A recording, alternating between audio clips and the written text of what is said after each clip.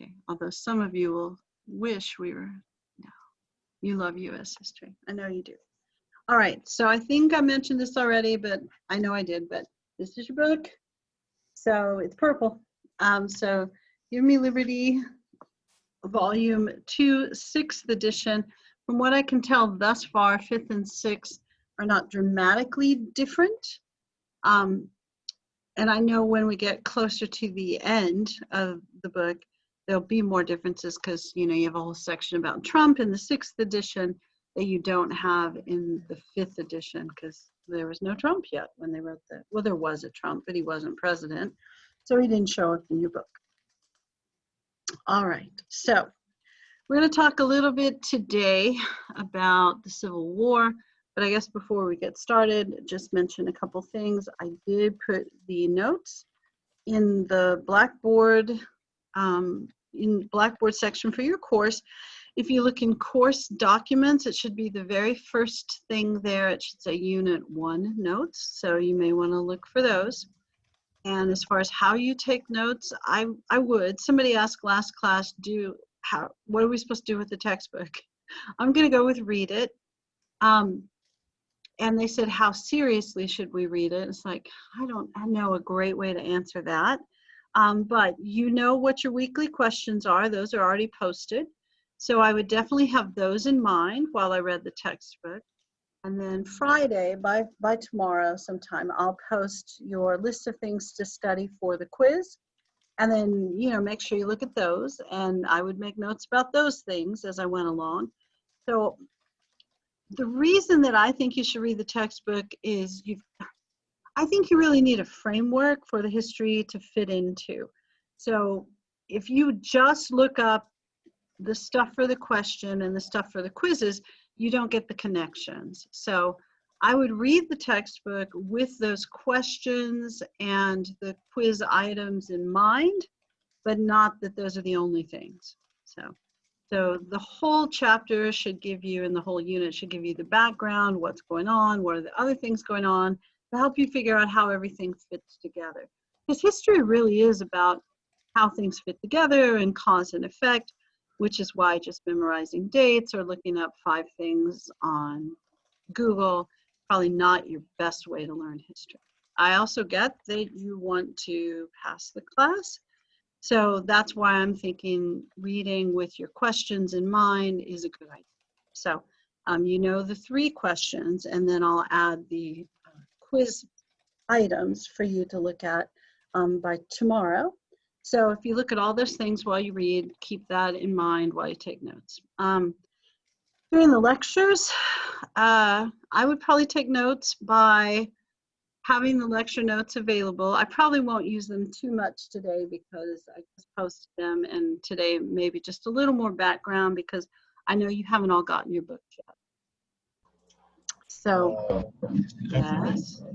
I'm sorry, good question. Do you want it, you said like an essay, right? Like a page or 2 for the question? Uh-huh. Yeah, I did put a sample question and answer on there to kind of show you maybe how much depth to go into. Now for this question, you could write 10 pages. I'm not expecting you to, but actually I'd prefer you didn't because there's like 30 of you and that's a lot of reading. But I think you won't lack information to put into your answer on this one. So, but yeah, I would say at least a page, about a page. Okay. And for some of you, I mean, you know too, a lot of this depends on how you write, because some of you are going to write very concisely. Others of you will not write as concisely. So, you know, it depends on your writing style, how direct it is. But one of the problems I had with the folks in the summer classes is a lot of their answers were shorter than the questions. Now, if your answer is shorter than the question, it's too short. I mean, there's just no way around that. I wouldn't ever just prescribe a length. You definitely want to say what you need to say, and some of you will need to write more than others because of how you say it. But I would just say about a page. If you're not writing a page, you're probably not writing enough. Just saying. And remember too, you only get a certain number of points, and you have 1 question a week. So I would do a really good job. I'd rather if I were in your spot, I'd overdo it rather than underdo it. That makes sense. Underdo is an actual word. Guessing probably not, but all right. Is there anything else you guys want to ask before kind of get into it a little bit? All right. So we'll start off with a little bit. Oh goodness, you can tell. I know you can tell by how red my face is. It's really hot. Really hot. Sorry, I'm gonna turn on my air conditioner. Sorry, I think I can do that from my phone. How fancy is that? And I'm glad I'm recording that I'm turning on my air conditioner. So we are going to talk a little bit about the Civil War and just basic, why did it start? How did it turn out? And how in the world did we end up with a president who thought slavery was a good idea right after we ended slavery? So, yes, yeah, Civil War, what a strange thing. Now, I'm assuming you're all vaguely familiar with the Civil War, either because you had the 1301 class or because you had 8th grade U.S. history. Now, if you've only talked about the Civil War in 8th grade U.S. history, I'm definitely not trying to be rude about your 8th grade U.S. history teacher, because that's a hard job. Do any of you want to teach 8th graders? A couple of you probably do. You're going like, yeah, of course I do. No, 8th graders are crazy. You know, you were one. And then their job as the 8th grade history teacher is to keep you out all from going crazy and to try to teach you a little bit about U.S. history when you really probably don't care.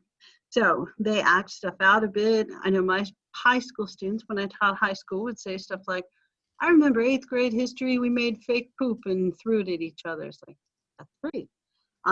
Wasn't always so helpful, but fake poop throwing at each other is fun and probably very appropriate for 8th grade. But when I taught high school, most of my students had the same 8th grade U.S. history teacher. And he was very, very specific with them that the Civil War was not about slavery. And so when I would start off my little Civil War unit by saying, you know, the Civil War was about slavery, they would get very distressed with me. And they would say like, no, Mr. So-and-so said it wasn't. He was a much better teacher than you, which I'm sure is true. And he said it was about states' rights. Okay, states' rights. We'll go along with that if you like. But the right that the states really want to control was, I would go, slavery. That's going to be my main thing, because I'm pretty sure we wouldn't have had a civil war over tariff policy. But maybe, but probably not. But anyway, the Civil War has a lot to do with slavery, whether you're more of a states' rights person or a, come on, it's slavery person. It has a lot to do with slavery. The North had kind of phased slavery out by the time of the Civil War. I say kinda because there were border states, and the South was still using slavery. I also am very much aware that most people who lived in the South did not own slaves. I got it. But the group of people who controlled the political and economic and educational system did own slaves. So those guys had a lot of power and a lot of control over stuff, and they were fairly prominent in Southern society. So plantation owners had a lot to do with how the South ran and a lot to do with the politics of that era. And they decided that if the North was going to continue to try to restrict their right to control slavery and other things, then they were just going to form their own country. So they did. And it also depends, you know, who you are and how you interpret stuff, why you think the Civil War started. You may think that the North provoked it. I know when I went to high school 8 million years ago, we had history textbooks that talked about the War of Northern Aggression. That would be a clue how the people who wrote our history textbook felt about the Civil War. Or sometimes you might have the slightly more neutral war between the states. Okay. So there were a lot of people that kind of asserted that the North should have just left the South alone, and if they had everything would have been fine. There's some other people who would notice that some southern state, I'm going to go with South Carolina, took over a federal fort and would not allow the US government to resupply it. I'm also, studied this enough to know that Abraham Lincoln was not just a martyred saint of a president, although he was pretty much a martyred saint of a president. He's a pretty good guy in a lot of ways, and he was a president, and he does get shot. He's also a politician. So he's going to do some political stuff because that's what politicians do. And he really kind of needed it to look like he didn't start the war. So he is going to resupply a fort that he's been told by the state of South Carolina, if you try to resupply this fort, we will fire at the troops, which they don't necessarily have the right to do, but he knows ahead of time that they're going to do it. So if he resupplies this fort, Fort Sumter, he knows that the state militia in South Carolina will fire on him, not him, but on the federal troops. He didn't go. Will fire on the federal troops. And then that could be declared an act of war, and then you could say it's on. So that's what Lincoln does. He sends some troops to resupply the fort, and it goes as expected, and he declares the state of South Carolina to be in rebellion. And what happens is a whole bunch of states secede along with South Carolina, and then you officially have the beginning of the Civil War. So Abraham Lincoln is president, and he had said that he thought it was important to preserve the Union, and so northern states voted for him. Southern states also, most southern states made sure he wasn't even on the ballot in 1860, so that way if he got elected, they could say, we didn't give you a single vote, so therefore you're not our president. So they were able to say that because, they didn't put him on the ballot. So he gets elected, several southern states secede, are declared in rebellion, and then troops are sent to try to bring them back into submission. So you end up with the Civil War. And just your really quick overview with very little military history, so don't be upset if you really like military history. Okay, so the North and the South draft people, they have lots of volunteers, they have lots of battles.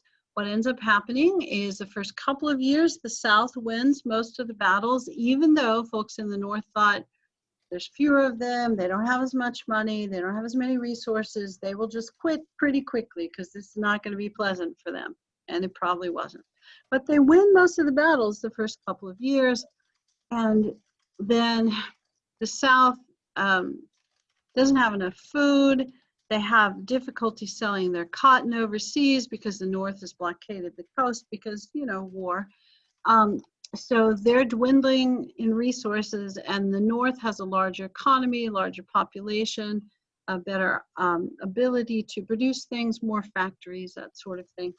So the Northern economy helps them be sustained through that 2-year period where the military part isn't going well. And then things start to change in 1863, which is also why you have the Emancipation Proclamation and the Gettysburg Address in that year. And you see a shift in purpose of the Civil War away from restoring the Union to ending slavery. And then the battles start to go the way of the North. And then there's a presidential election in 1864, and a couple of things went wrong, but then Grant really starts to do well, and then Sherman starts to do well, and it becomes obvious that Lincoln's going to win the election. So Lincoln decides, I feel like there's some other things I should tell you. Just a few, don't get upset. Okay, one misconception that I find that students often have, not you guys, I'm sure, but other students, is that the South is purely agricultural. That's almost true. And that the North is purely manufacturing. That is not true, okay? So the North produces more food than the South. So the Northern economy is still primarily agricultural, but if there are factories, they're almost all in the North. So whatever is being manufactured within the United States, and we kind of have round one of the Industrial Revolution in the US. We had that earlier, as you're probably aware, in England and a little bit in Western France as well. But round one of the American Industrial Revolutions occurring during this time period, and most of those factories are in the north. There are very few in the south.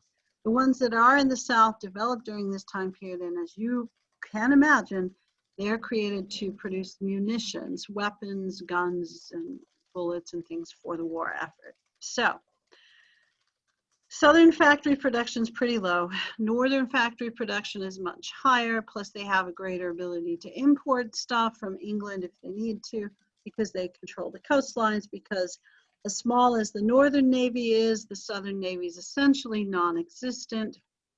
So the Northern economy, population base, diversity of the economy, the different things they're able to do in the North gives them an advantage. And the Southern states, while they're very agricultural, their primary cash crop is cotton, which you cannot eat.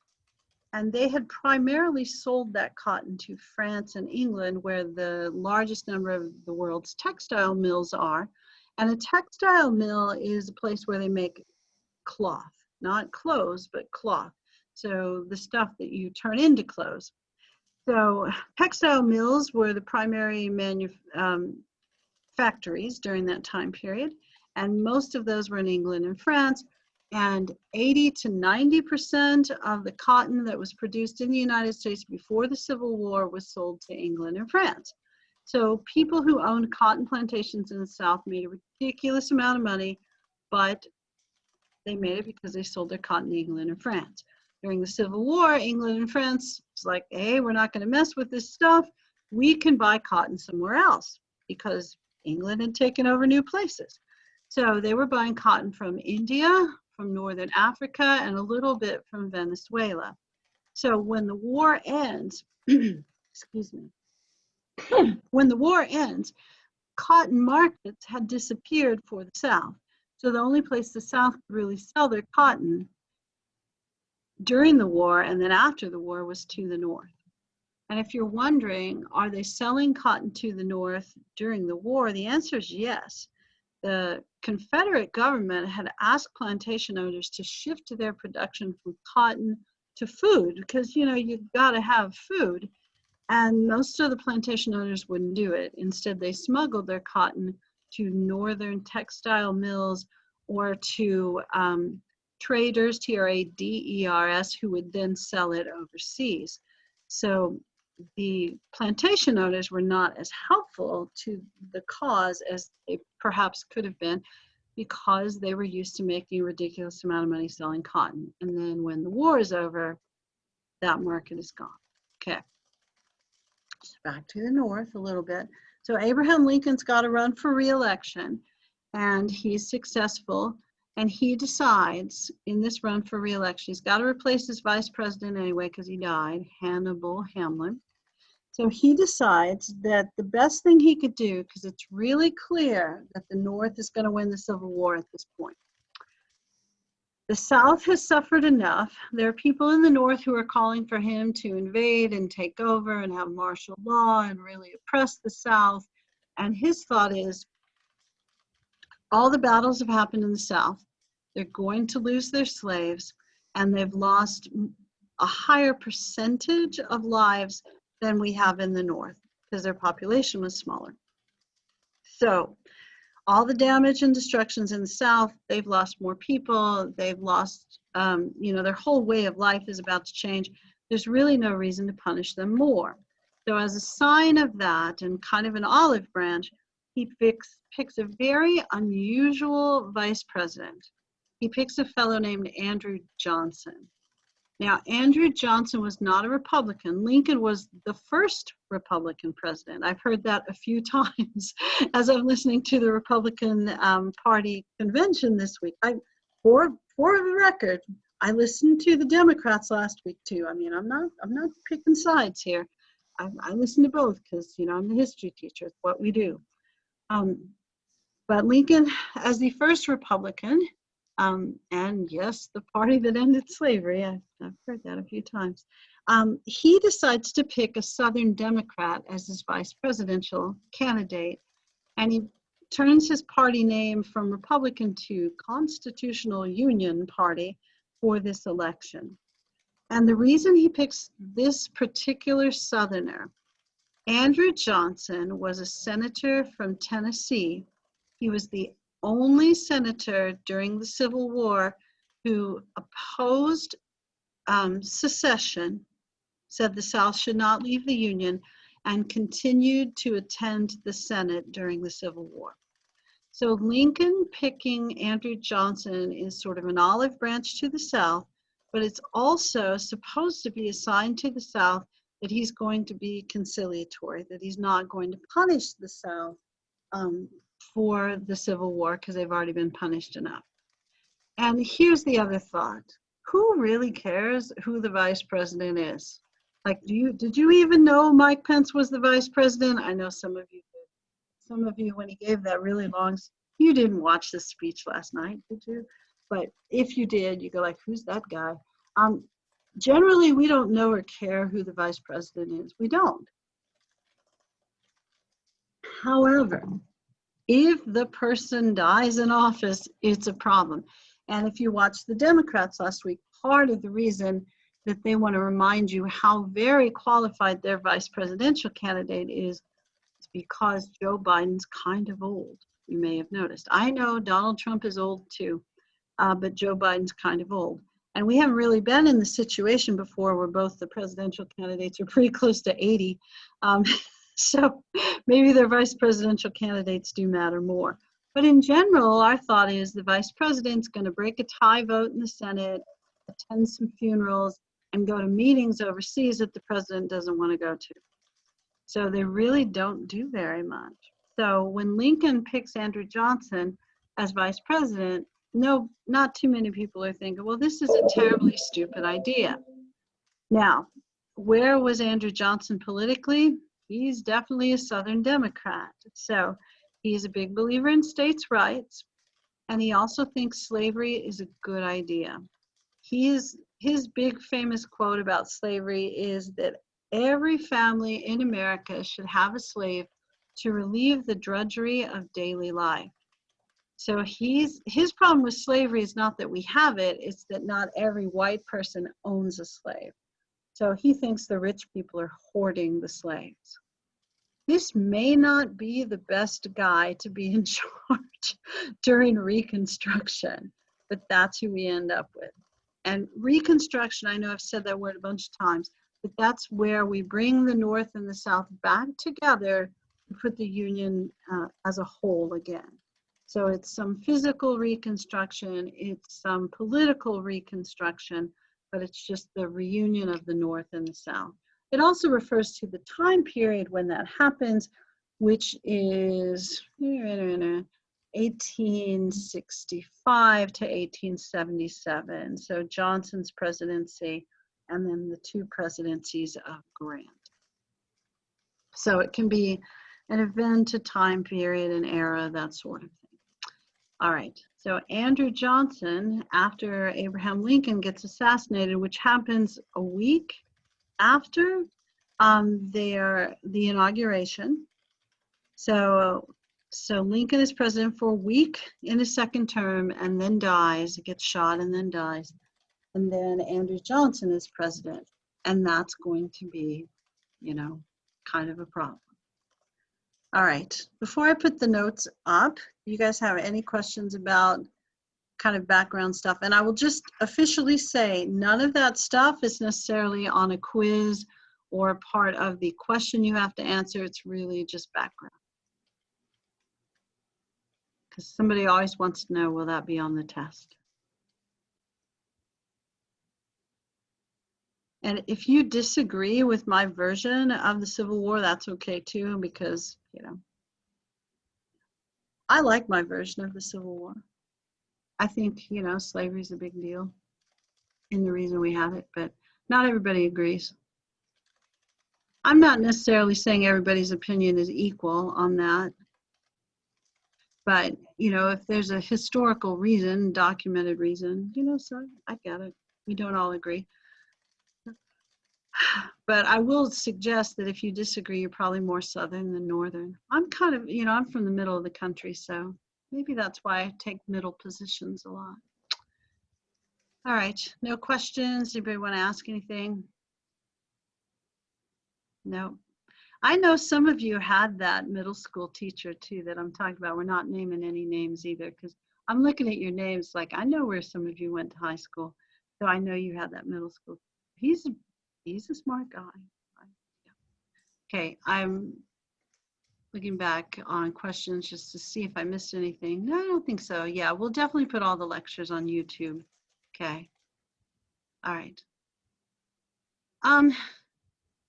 Oh gosh, did Lincoln free the slaves due to economic reasons? Yeah, probably. Yeah. I mean, it's definitely a political move because the tide's just starting to turn for the North. They're just starting to win some or more of the battles and they are losing them. And if the slaves are not on site and helping to keep the economy going, yeah, it absolutely would help the North. Absolutely, it would harm the South economically. And yes, absolutely, people did not see the slaves as, they saw them more as property than people. I'm not saying they denied that they were human, but they did not give them rights. I mean, we all are aware of that, and they sold them, which is a sign that you don't value them as people. But I would not argue that Lincoln did it for solely economic reasons. I mean, he's a politician and he's a tactician, so he understands that this is going to be helpful. I think the most important end result, because I know you guys, because you're from Texas, you probably knew about Juneteenth before that became more of a national thing anyway. But you know that folks in this, I assume you know, the folks in the South did not hear that Lincoln had freed the slaves when he freed the slaves. I mean, it took a few months for the news to get down here. Plus, the South's in rebellion. It's not like they're obeying the things that Abraham Lincoln says anyway.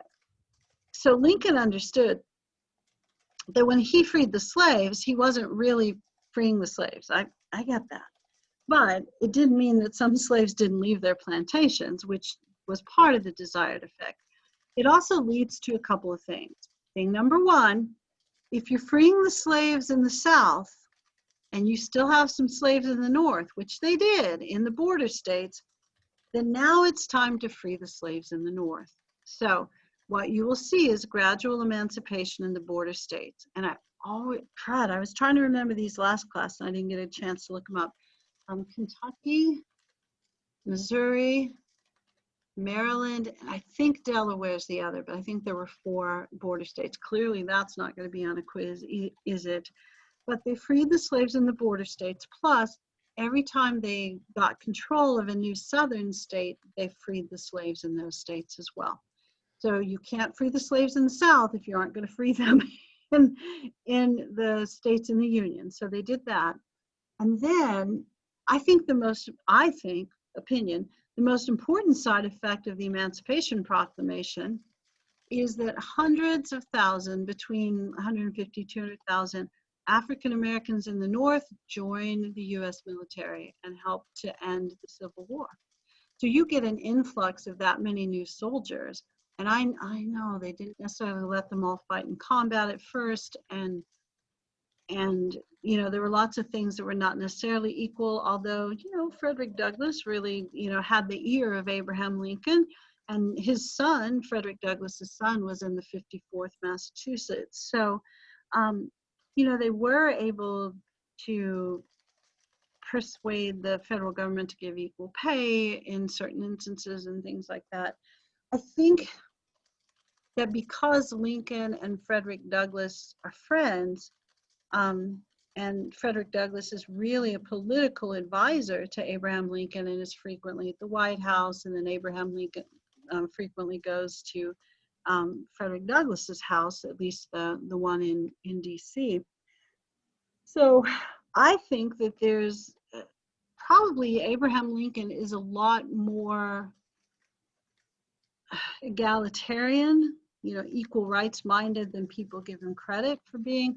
I also know too, if you've studied Abraham Lincoln and you've seen really bad history on Facebook, you know that there's a point in Abraham Lincoln's life where he doesn't think blacks and whites are necessarily equal, and he doesn't think freeing slaves and letting them stay in the United States is a good idea. But like most of us, we're wrong about certain things. And then when we learn that we're wrong, we change our mind. So one of the things I really like about Abraham Lincoln politically is that he's persuadable. So when he finds out, when you persuade him that he is wrong about something, he changes his mind and updates his position. Now, nowadays, that's pretty dangerous politically, and they would call you a flip-flopper and that sort of stuff. But, you know, Lincoln changes his positions over time, and I don't get the impression that he changes them solely for political reasons. I think he's truly convinced that what he's doing is right. Now, that does not mean that he's not a politician, and he's not going to take advantage of the economic effects or political effects of some of his actions. And there's some things he does strictly because they're political. Because, you know, if you're a politician and you don't get reelected, then you can't have influence on anybody. And this is tricky because I'm not trying to ever justify, you know, being a jerk or doing the wrong thing for the right reasons. But I don't know that you'll see a lot of times in Abraham Lincoln's political history where he does the wrong thing for the right reason. He usually does the right thing, but or what most of us historically will look back at and go like, hey, that was a good move. But he does them for political reasons sometimes, but also other reasons that he thinks are moral and ethical. Okay, boy, you got a long answer for that. Is everybody still there? You guys good? Sorry. I think a lot about Lincoln, probably more than the average person. And I just talked a lot about Lincoln, didn't I? All right, so hopefully that was okay. All right, I'm checking to see, because I know somebody kind of got kicked out, not on purpose, making sure everybody's back in. All right, anything else you want to ask before I put the notes up? Okay, no, and you guys, I'm glad to see that, you know, one of you says, I want to do my own research. One of the things that makes me nervous about history is that most people don't care about it. Can I say that and not be rude? And the only history that you ever get is from somebody like me in your college class, which you maybe paid half attention to and half not, or your high school history teachers who are doing their best to teach history, but also trying to keep you from hitting each other or procreating in the back of the room or whatever. I taught high school for a long time, so I'm not trying to be rude. So, you know, we like our subject, but we also have a lot of other things we're supposed to do while we teach history. And then most people don't major in history because, you know, there aren't jobs and you have to have a job. So, you know, you're thinking like, I'm going to make a whole bunch of money as an engineer, so I really don't care about history. I just have to get this over with, and then I'll never think about it again. So and some of you, as much as I've encouraged you to, are still not going to read the textbook. So the only background in history you have is what you got in high school, what you see in social media, what your friends tell you, and then what you looked up on Google to answer the questions, that sort of stuff. So if that's your only version of history, you just don't have a good background, or you don't have a solid foundation. So then when people tell you stuff, you have no idea if it's true or not, so you kind of accept it as true, or you go like, no, that person's an idiot, so I don't believe them. So if you're not constantly looking stuff up, like I learn new stuff, this is my 31st year to teach, I learn new stuff every year, because there's always new stuff being written about, or there's stuff I haven't read, because as much as I've read about history, which is probably more than you, I clearly haven't read everything. So I learn new stuff every year, which makes what I know about history, you know, more connected and richer and more accurate. If you're not always learning new stuff about history, then you're not getting the whole picture. And I also realize you've got stuff to do, so you can't read history all the time. But hopefully as you get older, it becomes more important to you and you want more background. And then if you're more consistently reading history, you also have a better idea of what a good source is and what isn't a good source. And yeah, because, you know, like I know you guys are young, so you don't post on Facebook probably. But honestly, it's not my generation. It's like 30, 40-year-old people. They're on Facebook a lot, which my niece, nephew generation. So I'm on Facebook initially to keep up with them. And then I've got older friends who post the dumbest things I've ever seen about history on Facebook all the time. And you can't correct them because they already know they're right. And like, I've got people that'll argue with me about history and they go like, you don't know anything about history. It's like, no, I don't know anything about history. You know much more about history than I do because you know, whatever you do for a living, but whatever. I think the dumbest thing that I saw going around recently, and it's been around for years, is that the sordid history of Irish slavery in the United States is like, what the heck? What the heck? All right. All right. Don't ask any questions about Irish slavery right now, because it'll just make my head. I'm not saying that people weren't rude to the Irish when they came over and they weren't indentured servants. All right. No more talk about Facebook history. I'm sorry. Okay. You know what we should do? You know what we should do? Look at the notes. Crud, where'd the notes go? Okay. Let me find the notes so I can share them with you. With all that thought about Irish history. God bless the Irish. I'm not trying to be rude. We love the Irish. And they were mistreated. They were. All right, one more try on the sharing. Okay, so these are the notes that I posted very, very recently, like today. Okay. But yeah, the more you guys look stuff up and the more sources of history you have, I really think the better off you are as far as understanding a good, you know, amount of history. I would suggest the same. Oh gosh, the news. The news is so confusing because you have so many choices of where you can get your news, and some of them are great sources and some of them are not, and you know what they choose to cover and what they don't choose to cover. That kind of goes back to textbooks as well. One of the reasons I kind of like the textbook I picked is it seems to do a nice job of giving you a good foundation of US history, which is part of my goal. All right, so here are the notes, my lecture notes, which should go along with the textbook. I think chapter 15 is probably like a combination of a few of my thoughts and the textbook, but there are none of my thoughts that aren't consistent with the textbook. They might just be in a slightly different order. So I'm not making stuff up, is what I'm saying. All right, so we've already talked generally about the background of the Civil War. And we know that a lot of changes happened because of the Civil War. And a lot of these are, you know, more in the South than in the North. And the economy, the landscape, and the population are changed to a large degree. The economy had been based on cotton sales, and because the North prevented overseas cotton sales, it was very hard for the South to sustain their economy. And then when the war is over, England and France have found other places to buy their cotton that are controlled by England, so they're going to be cheaper. And sometimes the quality is better too. Apparently Egyptian cotton is really nice. So the market for cotton is depleted in the South. So their economy is going to be slower to recover than you might expect. And then, of course, the Southern labor force changes because there aren't slaves anymore. Now, if you free a bunch of folks, which the 13th Amendment does, but you free a bunch of completely broke folks who, I mean, they don't own property, they don't have economic resources, and they have, you know, their job training, if you want to think of it that way, which I know is yeah, I know what I'm saying. But what they have basically done for a living is work on cotton plantations. So that's where their skills are.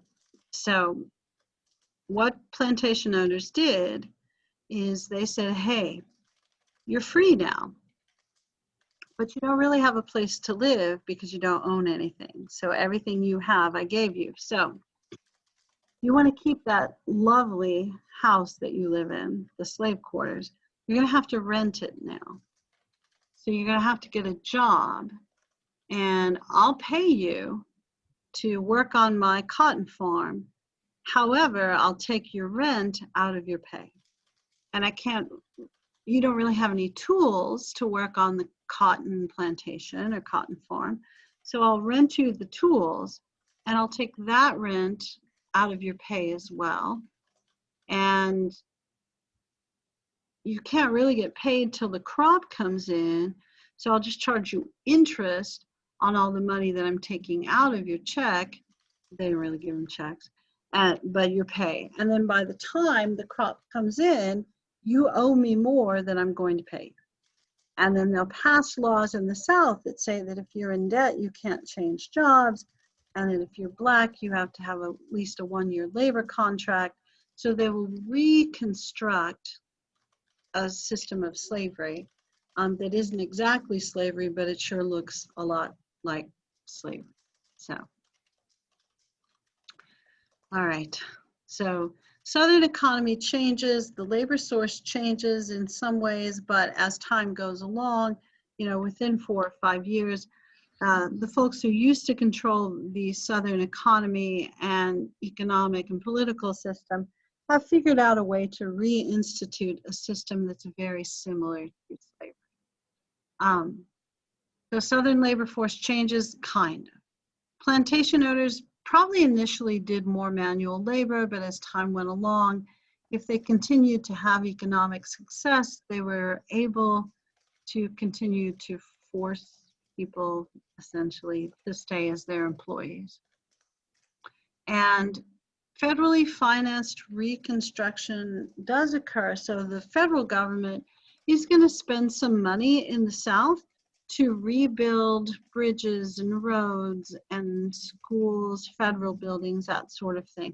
There aren't a lot of schools, just officially. But the federal government is going to spend millions and millions of dollars in the South, which means there'll be government contracts available. So there'll be people who apply for those government contracts. And if you look at the politics of this era, which we'll look at more next week, you'll notice that there'll be some corrupt business practices that allow essentially other politicians to bid on these contracts, and then they award the contracts to each other. So, and they may or may not get all the work done, but they do get all the money. Now, there's some nicknames here of groups of people that cooperate with the federal government, and those are scalawags and carpetbaggers. So you want to know kind of just generally who they are.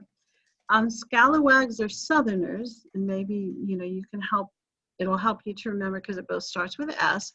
Scalawags are Southerners who cooperate with Northerners who are doing the rebuilding.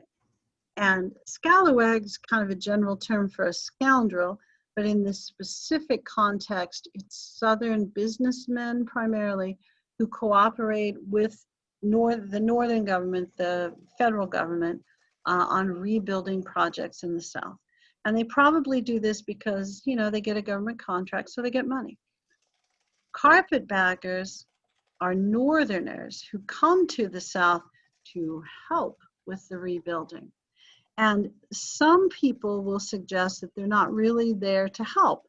They're there to make a profit, and they're also there to change the Southern way of life. So the carpetbaggers are not being altruistic, they're not just trying to help. And a lot of these folks were teachers, or maybe they came with the Freedmen's Bureau if they weren't, coming for construction type contracts. And people really thought that those people only came to change the Southern way of life, which Southerners resented. And they called them carpetbaggers because they came with suitcases, and that's how you knew they were out-of-towners. And their suitcases were made out of carpet. So hence the name carpetbaggers. Now, somebody told me that scalawags are mentioned in SpongeBob SquarePants, but otherwise you probably don't hear that term very often. And then carpetbaggers, and I think you hear that sometimes in movies with pirates. And then carpetbaggers, if you hear about that in the modern era, it may be, excuse me,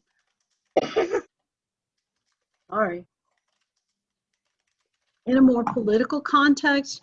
I know probably 15, 20 years ago when Hillary Clinton moved to New York to run for Senate, some people there referred to her as a carpetbagger because she was originally from Illinois and then lived much of her adult life in Arkansas, but was not from and never before had lived in New York. So they said she was a carpetbagger, an outsider. And if you have lived here a little while, you may sometimes, and maybe you participate in this, talk smack about people from California, about how they're moving into Central Texas and they're ruining our area, darn Californian people. And those folks could be referred to as carpetbaggers. Come in because your state fell apart and then you want to change our politics. You've heard people say that. So carpetbaggers are people from other states who come in, or other places who come in and try to change things. And maybe not, they may think they're benefiting you, but you just think they're a nosy outsider that's trying to ruin stuff. All right. You guys have any questions? Anything anybody wants to ask? Are you guys still there? I'm going to assume you are. You're there. So Yes. on the outline, what you have, Yes. is it on the assignment thing, like on Blackboard, or no? Yeah, where you would find this that I just put up here is on the Blackboard page. You go to course documents. So this is on the course documents section. And if I did it properly, there's a big if, it should be the very first thing listed there. It would say lecture notes, unit 1 lecture notes, something like that. Were any of you guys able to find this? Yes, ma'am. Okay. So hopefully it's there. At least one of you found it. So that's good. Okay, somebody said theirs is at the bottom of the page. Sorry. Yeah. Okay. All right. I'll try to slide it up later. Or I guess it doesn't matter if you found it. Okay. All right. All right, more. Sorry. Okay, bottom. Got it. Okay, so consensus is, and it must be true, course documents, bottom of the page. I'm glad you found it. I'm sorry if I made it hard. Was not my goal.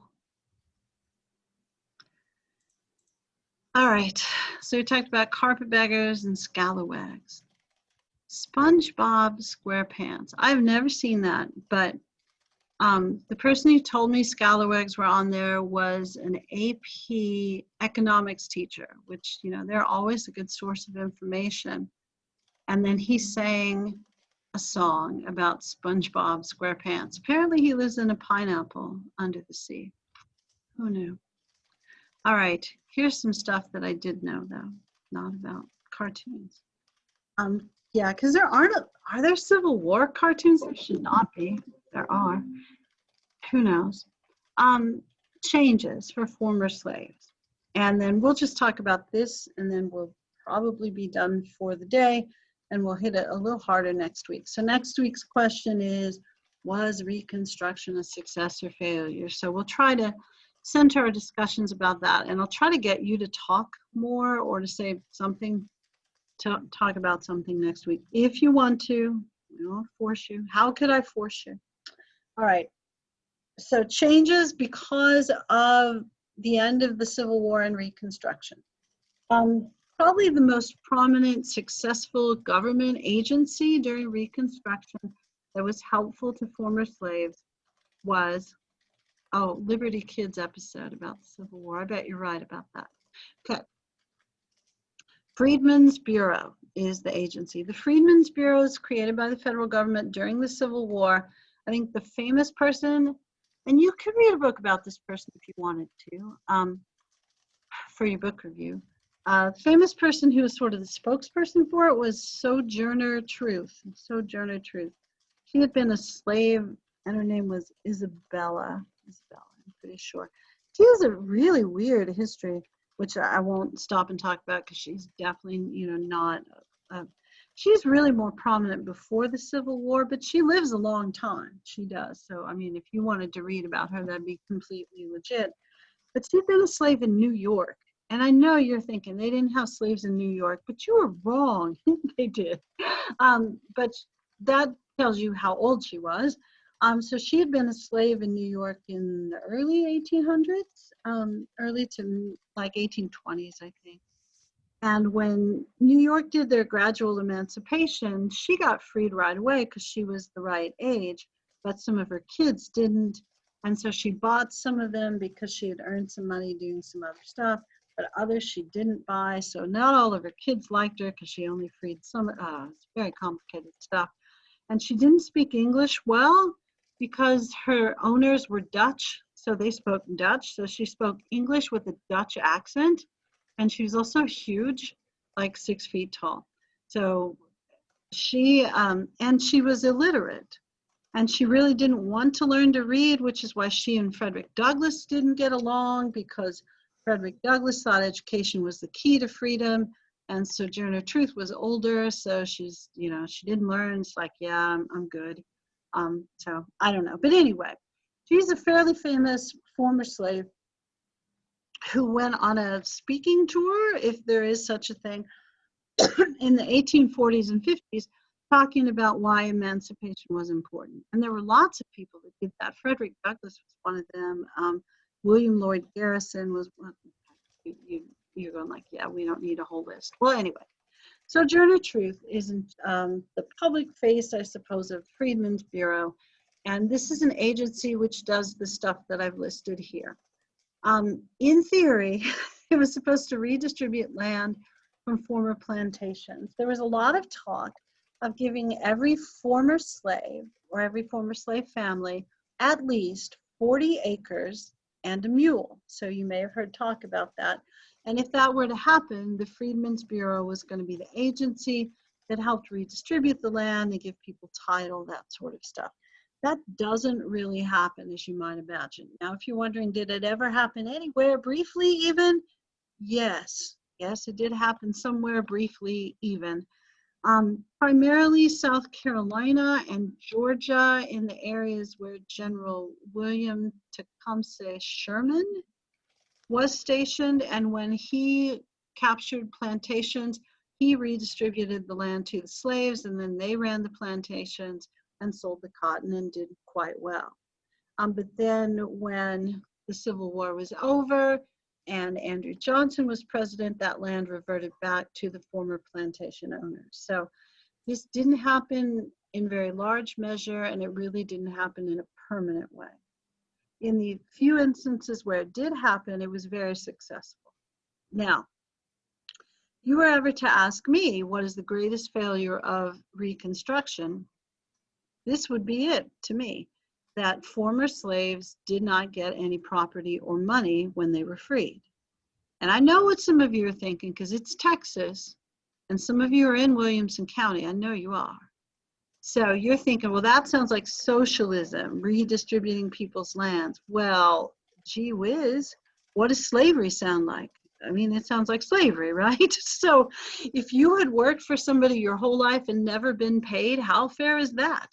And those people have those giant plantations because of your work, which you had never been paid for. And then your parents had never been paid for or been paid. And then their parents had never been paid. And, people's money or people's families have money usually because that's been true for generations. I know it's not always true, but people who are better off usually are better off. Like, I know I taught high school forever. We've already talked about that, like 29 years. And then I would have kids who would say, like, that kid's rich. And I go like, no, that kid's not rich. That kid's parents have a good job and probably their grandparents had a good job. No kids are rich except I don't know, like a Kardashian or a Jenner or something, they're kind of rich because I don't even want to speculate. But most kids are not rich. Their families have decent money because their families made money. Now, if you're a kid and you have money, it's because your parents had money. If your parents have never been paid, how can they have money? And if you've never been paid, it's just not fair. I mean, it's way beyond not fair. So you can't free a whole bunch of people who've never been entitled to education or job training other than working on a cotton plantation, and you just free them and say like, okay, good luck to you, and expect that that's going to be successful. And anybody who would argue to me, and there are people that wouldn't have been fair to the plantation owners, like, yeah, who cares? They owned people, you know, and they became wealthy because they owned people. So I'm not as concerned about fairness to the plantation owner because, yeah, no. Okay. So I think, and you don't have to think this, okay? Honestly, you don't. I think the greatest failure of Reconstruction is that no property or money is given to former slaves, so they don't have an opportunity to be, they don't have a broad opportunity to be successful. There's no one that's going to argue there aren't some very successful former slaves. There clearly are. There clearly are. But the group of slaves is generally not terribly successful because they don't have an economic foundation. Plus, you'll notice as we go along that whatever laws they had to protect them were essentially taken back or not enforced. Definitely the main jobs of slaves during slavery in the South, once slavery really became just a Southern thing, it's primarily cotton plantations. Something like 85, 90%. There were some Southern slave owners, like Frederick Douglass was a slave, and he was kind of an irritating slave, if that's possible. So his owners decided to sell him for labor in Baltimore. So they took him off of their plantation or their farm and rented him, or sold, they essentially rented him to work on the docks in Baltimore because he was so irritating and not very obedient as a slave. And they tried to, beat the disobedience out of him and were not successful. They just went, you know what, we'll just rent him. So they rented him out so that he wouldn't set an example of disobedience for the other slaves. And then, of course, he escaped slavery while he worked on the docks and then becomes super Frederick Douglass. Yeah. Now, you could read about Frederick Douglass if you like, but you probably want to read something like a biography rather than, I mean, the most common thing people read about him is the narrative of the life of Frederick Douglass, but that's all written before the Civil War, is why if you read about Frederick Douglass, I'd suggest something else. But he also wrote other stuff later. But he's an interesting fellow. He'll eventually become ambassador to Haiti, in addition to being an advisor to Abraham Lincoln. But anyway, sorry, I really got Frederick Douglass is like my favorite U.S. history, one of my favorite U.S. history people. So I can easily get sidetracked by him. Okay, back to Freedmen's Bureau. I'm sorry. Okay. Also, Frederick Douglass, example of a really successful former slave. Booker T. Washington as well. But there's just hundreds of them, hundreds of examples. But okay, so Freedmen's Bureau, back on track, focus. Freedmen's Bureau, not terribly successful at redistributing land because Congress did not provide that opportunity. Okay, reuniting slave families that have been separated, very successful at that. Slave owners, when they sold slaves, kept track of who they sold them to. So they had good records about this stuff. So it was not so hard to reunite. I mean, it was hard, but it was possible. So reuniting slave families, they were fairly successful at that. Most people would suggest the greatest success of the Freedmen's Bureau was this third thing that I put here, teaching former slaves basic literacy. So making sure that former slaves could read and write at the same level as their white socioeconomic counterpart. So other poor people, you know that almost everybody in the South was poor, right? I assume you know that. And that most slaves lived on plantations, but most people in the South did not own plantations. So you've got, depends on whose estimates you like, but anywhere from, I don't know, depends on the time period, maybe 15 to 20% of people in the South owned slaves. As we get closer to the Civil War, almost all of those people own 1 or 2 slaves and probably will not own them except for a generation. And then, you know, they will sell them off to pay debt. And most of the slaves are owned by 3 to 5% of the population who own plantations. So almost everybody in the South, black or white, is poor. And almost everybody in the South works in some sort of industry that has to do with cotton, whether they grow it or process it or have a business that serves cotton growers, that sort of thing. Okay. All right, so teaching former slaves basic literacy to get them up to the average level of white Southerners, not that hard, because there's not a big system of, there's no system of public schools in the South, because they don't have a tax base to support that. And they don't have a tax base to support that because plantation owners don't want a tax base to support that. Because if you're a plantation owner, you can send your kid to whatever school you want to, and you do. And you really don't necessarily want other people to have education because they don't need to be very educated to work on your plantation. And you don't really want them to do anything other than work on your plantation. So there's not a big push in the South during that time period for general education because you don't really want it if you're controlling the system in the South, because it doesn't help your situation and you don't really care if it helps other people's situations. I know that's a little cynical to say it that way. You don't have to agree either, but certainly the end result of the system that's created in the South does look like that. So getting former slaves to a basic level of literacy to where they can read and write well enough to institute a business contract or sign a job agreement, that sort of thing. Know if they're getting cheated when they go to sell something, you know, that sort of thing, basic literacy. And then some medical care, but it's really more about public health and sanitation. You know, it's too early to have good medical care. During that era, medical care, if they have it, they might still be using leeches in some instances. That's not as big a deal then, but it still happens. And I know some of you are going, you know, they still use leeches now. I know they do, but not very often, and not in my doctor's office. I'm just saying. But I do get that there are still uses for that. But during this era, you know, this was the era, if it's broken, cut it off, you know. So medical care is probably not super helpful, but they did notice during the Civil War, if you clean stuff and if you keep your water supply moving and clear, people are less likely to get sick. So basic sanitation sort of stuff. All right. Do you guys have any questions about the Freedmen's Bureau? Freedmen's Bureau? No? You guys still there? Good? Okay. We'll talk really quickly about the amendments, and then I'll stop sharing and I'll see if you guys have anything that you're thinking. Okay.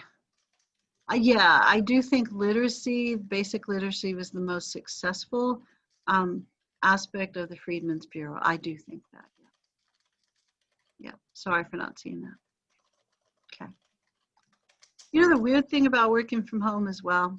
Like my neighbor, I live in a super fancy neighborhood, and my neighbor has a trucking business, and sometimes he works on his trucks in front of the house, and I can hear that he's about to start that. So yeah, this will be an excellent time to end class.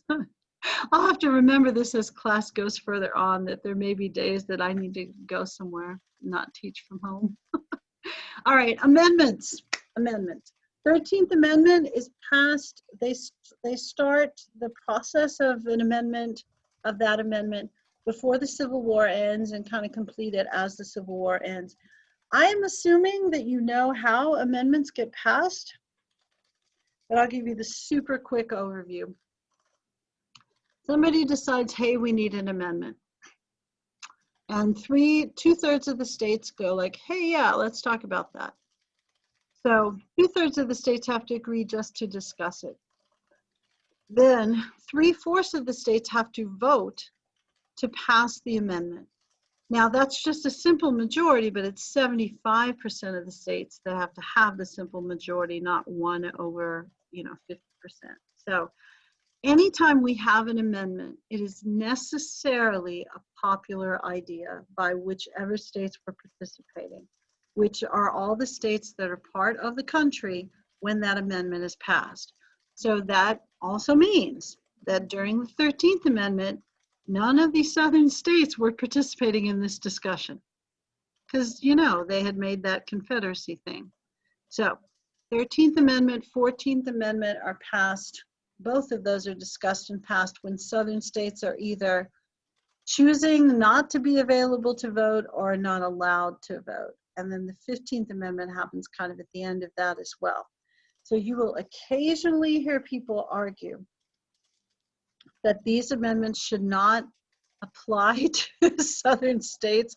I'm only laughing because you can't argue this. Don't ever argue this. Okay. Because there are a couple of reasons. One, if you say the 13th, 14th, and 15th Amendments should not apply to the South, look at what these amendments say. Somebody's going to say that you're racist because, okay, all right. It's sort of like, oh my gosh, my least favorite high school student thing to do was those kids that go like, Hitler, I know he was a bad guy, but you have to admit he was a really good public speaker. No. Hitler's just bad. No qualification. Hitler's just bad. Okay. So this is kind of the U.S. history version of saying Hitler was a good speaker. 13th, 14th, and 15th Amendments shouldn't apply because the South didn't get to participate. You have to remember the South made a choice not to participate. Okay. So they could not have their state governments reconstructed unless they agreed to adopt the 13th and 14th Amendments. So they had those choices, and those were formed and passed while they were in rebellion. So it's not a great legal argument. Okay, it's a terrible legal argument. And it's also just, yeah, people are going to give you a hard time. And I'm just going to officially say you might have earned it, but, I'm just saying. Okay, so 13th Amendment ends slavery. That is necessary, especially after the Emancipation Proclamation. But, it's part of the reason the war was fought and the biggest part of the reason. So, end slavery, yep, okay. 14th Amendment makes former slaves citizens. So, and it allows them all the protections of citizenship. This is definitely a response to the Dred Scott decision, which was passed in the 1850s. I want to say it's 57 because I think Harper's Ferry is 58. But Dred Scott decision, Dred Scott had been a slave, or was a slave, and he lived in Illinois for a while. His owner had been an army doctor. Well, Illinois was a free state. That's, where Lincoln and Douglas, and they had their debates about slavery and stuff. So Dred Scott, on behalf of himself and his wife, files a suit in the federal court system that asserts that he should be free because he lived a large period of his life in a free territory. And his goal is to set a precedent so that any other slave who lived in a free territory could also be freed and not have to go to court. So this proceeds all the way up to the Supreme Court, and the Supreme Court says no. And they don't just say no. They say Dred Scott has no right to bring this petition because he's not a citizen, and he's not a citizen because he's Black, not because he's a slave, but because he's Black. And that distinction is huge. So that puts all free Blacks in the United States in a really bad legal position. And because it's the Supreme Court, you can't go any higher. So that becomes essentially law, that Blacks can't be citizens. So to fix a Supreme Court decision, you have to change the Constitution. So that's part of why that's in here. And also the Dred Scott decision said that no state could place any new limits or place any limits on slavery. The Dred Scott decision is pretty disastrous for the United States. It's a bad thing. Now, it's one of those things, if you ever had to talk about a list of things that probably lead to the Civil War, like immediate causes, I would say Dred Scott is in there. Okay. So the 13th and 14th Amendments take care of the Dred Scott ruling. They end slavery and they make former slaves citizens. And the way that we use this in the modern era, the 14th Amendment, is equal protection under the law for all citizens, and the idea that if you're born here, you are a citizen, birthright citizenship. And as I've noted here too, Republicans passed the Civil Rights Act over Andrew Johnson's veto. We'll talk about Andrew Johnson and vetoes next time. But they passed the Civil Rights Act over Andrew Johnson's vetoes. But they were not convinced that future governments would necessarily, what is the word I'm trying to think of there? Oh my goodness, would necessarily enforce, that's the word I'm looking for, enforce the Civil Rights Act, because it was just a law. So they figured if they made it part of the Constitution, then they would have to enforce it. Yeah, not so much, but we'll talk about that later. And then the 15th Amendment says, okay, if you're a dude, you can vote. If you're a citizen and you're a male, you can vote. It doesn't specifically say male, but later courts decide that it's men. Now, this will lead to conflict between women's rights groups who will say some fairly racist things in opposition of the 15th Amendment, some of them, and others will say, nope, 15th Amendment makes perfect sense. We'll just ask for a separate one for women's right to vote. And if you've paid much attention to, oh, I shouldn't say that because, you know, it's been a weird year. But if you've noticed, this is also the 100-year anniversary of women's suffrage, women getting the right to vote. I shouldn't say if you're paying attention because what other 8 million things have happened this year that could distract you? I don't know. Okay. But I would definitely, I know I haven't put the list of stuff you should study for the quiz yet, but I would definitely make sure I knew what the amendments were because, you know, we don't make that many amendments. We have 28. We got 10 of them all at once. So, you know, when we have amendments, little groups of them, I'm almost always going to put those on a quiz because, you know, they're a big deal. All right, I'm going to stop sharing. I'm also going to mention to you that your 3 weekly questions are already posted. So I'm hoping you were able to find those. If not, please let me know. And that I will tomorrow post the things that you should study for the quiz, the unit quiz that you'll get from on the 16th, 17th, and 18th of September. And if you're thinking to yourself, why do I need to know that now? So you'll know what to study from each chapter. So, and I would look at the weekly question and what to study from each chapter for the unit quiz before I read the chapter. So sorry if you've already started reading 15, but you know, the weekly question is a big deal. All right, what do you want to know? Those questions, they are on the course documents page. Pretty sure that's where I put all 3 of them together. And then they're listed individually on the assignments page. Now, have any of you looked for those and been able to find them?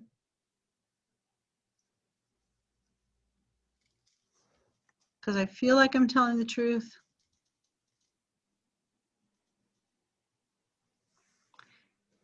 Okay, so somebody did find them. They are technically due at the same time, but you can turn them in 1 a week. And when you turn them in 1 at a time. So I'll grade them separately. Now, if I were you, and I'm not, and you know, I don't live your life, if I were you, I would do 1 a week because that last week when they're all due, you've got 3 questions plus the quiz. And if you wait and do all that stuff on Friday, your head's gonna pop. You know what I mean? Because that's gonna be when, if you have kids, they're all gonna get sick and throw up on you. If you have a dog, that's when he's gonna hop on your head. If you've got a terrible job, that's when all of your your projects are due for your job. you know how life goes. So if I were you, I would do one question a week if you can do it. But I would do it. I think it'll make your life easier. And when I was in college 8 million years ago in the 1980s, because I worked full time while I went to college, I had to do stuff a little bit at a time because I could never find like 6 hours at a time where I could just work on school stuff.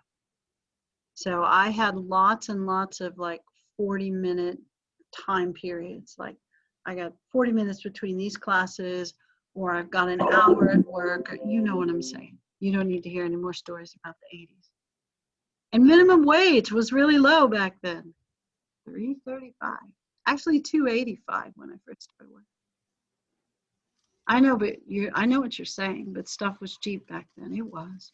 It's true. And we didn't have cell phones. Dang, those things are expensive. No internet. All right, I'm going to stop talking about that stuff. Do you have other questions before we decide to stop recording? So I have a question for the sample. No, the the one you said is due on the 18th. Oh, the That's due, weekly questions, yes.